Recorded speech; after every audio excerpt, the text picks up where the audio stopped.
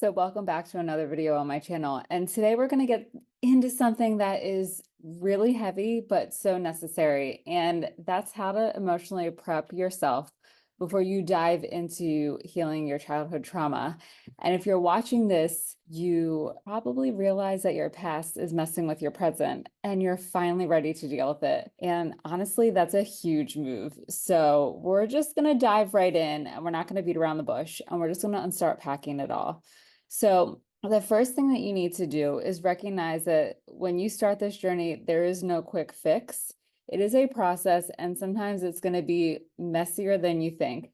And so, I mean, let's be real, probably you've been avoiding certain feelings for weeks, months, years, and now you're just really going to face them head on. And it's not easy, but it really is the only way forward. And so the first thing that you have to do is you have to ground yourself, because there's going to be so many times in your journey where you're going to feel like you're a loose cannon and a ticking time bomb that's just going to explode at any second. And that can cause like a fluttery feeling, a feeling of being almost like an out of body experience.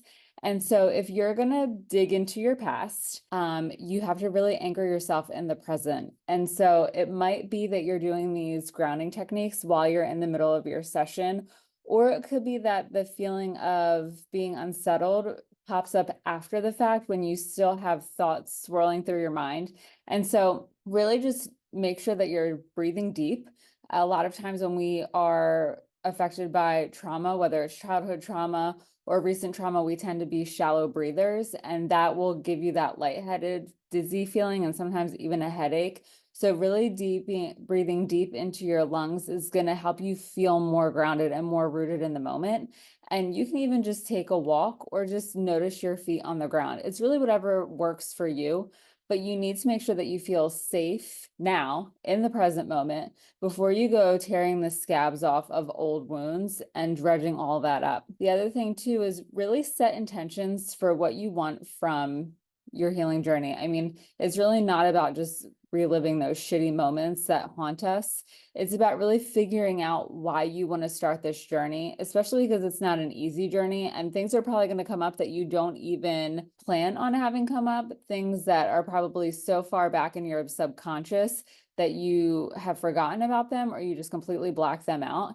And so there are going to be emotions and memories that really can come out of nowhere and quickly at that. And they're probably the uglier things that you don't want to face or see or remember. And so knowing what the end game is really helpful, because it can help you tap into how you want to feel when the journey is quote unquote over. It never really fully ends, but it evolves and it becomes less consuming as you do the work.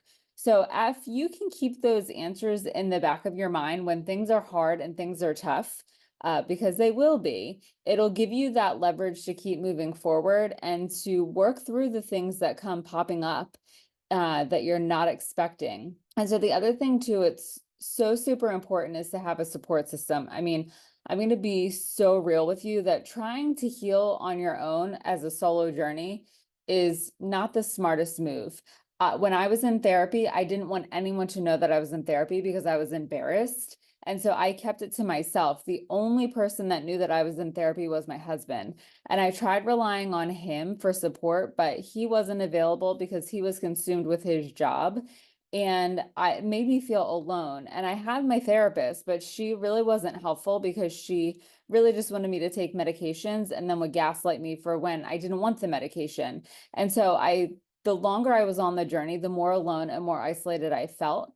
And I didn't share with anyone because I was embarrassed, first of all, that I had to go to therapy. But secondly, I didn't know if anyone would be able to relate, because in my mind, I had convinced myself that I was the only person who was this fucked up and no one else had been through what I had been through, because I had childhood trauma, I had domestic violence trauma, and multiple forms of childhood trauma, actually. And so I just felt like I was the only one on the entire planet who had such a shitty existence that no one would understand and be able to relate, let alone support me, or they would look at me like I was a complete loser or trash or something like that. And I just didn't want to face that rejection, that judgment, the criticism, the look of like, oh, seriously.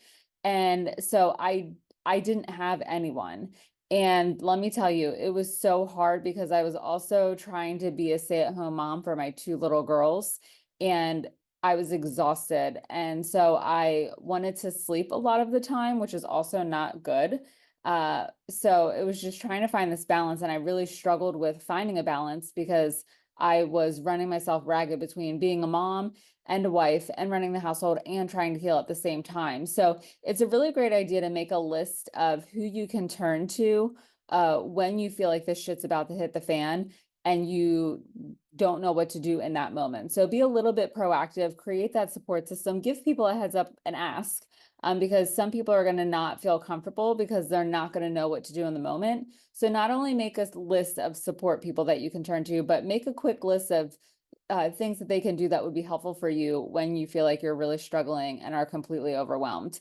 And then also, this is going to be a challenge and it's going to feel really awkward, but really be kind to yourself.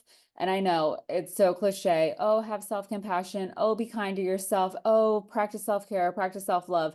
But when you are in the thick of the journey, you're going to start unpacking all sorts of things, and you're going to feel feelings that you've been trying to avoid for years. And things like anger or sadness or guilt or resentment might come up. And these emotions are heavy, without a doubt. But they can also be your way to take back control. So it might feel also a little bit empowering because you're remembering, but you're owning, and you're not allowing that to continue to impact you the way that it has been any longer.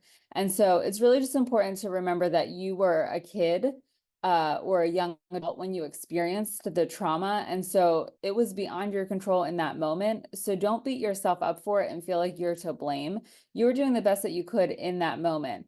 But just know that you don't have to have the emotions continue to be a burden. You can use them to move you forward. And the last thing is just to take it slow, because this is not a sprint. This honestly is a marathon, and you don't get extra brownie points or a gold star for doing it fast or to be the first one done. And so it's really important that when you're emotionally preparing for your healing journey, you really need to start small and gradually work your way up to the bigger things. Because if you try to tackle everything at once, it really is a recipe for a disaster because you're going to burn out. So remember the old story of the rabbit and the turtle, or the rabbit and the hare and the turtle, whatever he is. And just remember that slow and steady really does win the race, because if you really want to find out who you are and reclaim your life without being blindsided by the memories or the emotions that you thought you had stuffed away and put the lock on and threw away the key, you're going to burn out. So just take things slow, channel that inner turtle, and allow yourself to just have the process flow in whatever way comes up naturally, because that's really going to be what allows you to move forward. And it's going to allow you to keep going even when it is hard.